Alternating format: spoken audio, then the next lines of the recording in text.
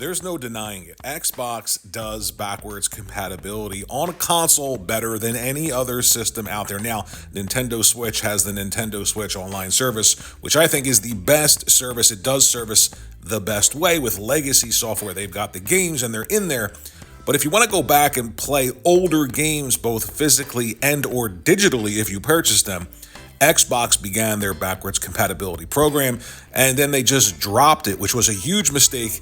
In my opinion, every backwards compatible game should be just thrown into Game Pass right now to make it more attractive. But if you want to play older games, there's no doubt Xbox is the place to go if you want to do that. But I began thinking about who wants to play older games. Half-Life 2 had its anniversary recently, and this is one of the most influential first-person shooter games of all time, and yet you can't play it on the PlayStation. You simply cannot play this game on the PlayStation 5. But you can play it both physically and digitally, and you can buy it on the Xbox. So the orange box, I'm playing it here. This is a great compilation, Half-Life 2, episodes 1 and 2.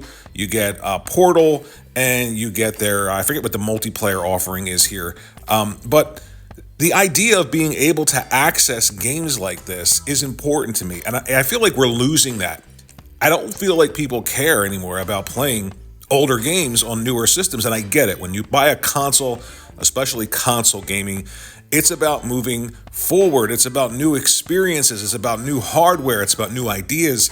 And I like that. I like the PlayStation 5, the new UI, the new controller. They put thought into giving you different experiences going from one generation to the next. And hopefully at some point in time, we're going to get games this generation that are different and new and push things forward. We have gotten some, but it seems a bit light this generation. But if you want to play older games, if you want to access them, if you want to experience them again, you get remakes, you get remasters, and I'm fine with that. I would love a remake or a remaster of Half-Life 1 and 2, both episodes as well, and I'd pay $60 or $70 for that. Fine with it. Just let me play these games again. And PlayStation has been severely lacking in doing that.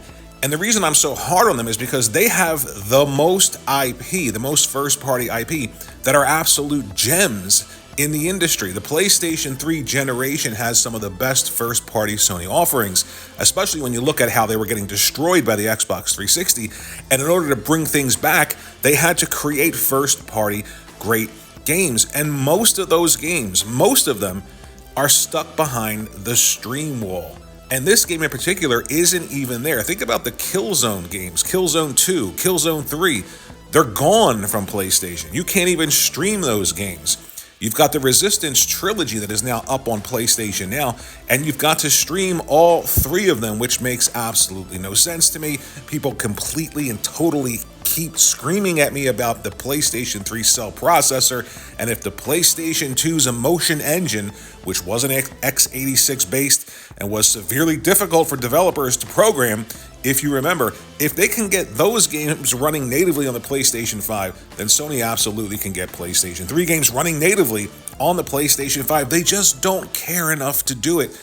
And unfortunately, users don't seem to care enough to want them to do it. And that's the problem that I'm having. It's probably an old gamer problem. I know about all these games. I want to play them again in the best possible way, but nobody really seems to care. I was streaming Resistance 1 and 2 and 3, and those are some of the best shooters that Sony has ever created, and they're horrible on PlayStation now. Even with a gigabyte internet speed and a 5 gigahertz wireless connection, they are just not great, and I feel like it's a missed opportunity to take care of your legacy. And if you don't care about your old games, then who's going to care about the new games 5 or 10 years from now? What's the point of even getting excited about them if no one seems to care about their preservation? Now, I definitely understand that with these modern consoles, most of the games that you're purchasing now are going to be playable on the new systems when they come out, like the PlayStation 6, because everything is x86 based, and that's great.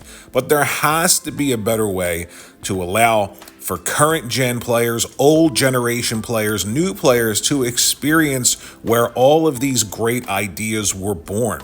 How can you sit there on your PlayStation 5 and be a fan of Naughty Dog, but not know where they came from? Their earlier games, the Jack and Daxter trilogy, is available natively on PlayStation 5, but then you've got the Sly Cooper trilogy, where you get one of the PlayStation 2 games, and the PlayStation 3 games, not available. You have to stream them. Ratchet and Clank is the same way. All of those great games stuck behind the stream wall. So Sucker Punch and Insomniac's Legacy, who cares about the old? It's all about the new. And I understand it, but I feel like they should do more to support their own creators and their own creations and make them available. I don't think that's too much to ask. In fact, you would think it's a no-brainer for a company that's all about creativity and creatives. Now look, I'm happy with my PlayStation 5. It's better than the Xbox. They're doing things much better in terms of just being a console than the Xbox. They've still got some of the same problems with creators that can't shut up about how the world should be and trying to teach us how to behave, but Microsoft clearly is much more in that tub than Sony is. But I just feel like I'm interested in the past, and I like the experiences that I've had in the past. I like those games from the PlayStation 3 era, and I like a lot of the games from the PlayStation 2 era, and they should be available. They probably will never be. They'll probably just throw things into the streaming library and say, here, it's available, and maybe that's what young people love. But I'm going to keep complaining. I'm going to keep screaming about legacy software because I feel like it's important, and they should be updating these games to be available natively on your newer systems. Let me know what you think in the comment section below. Thanks for watching this video. Like and subscribe, and I'll see you in the next one.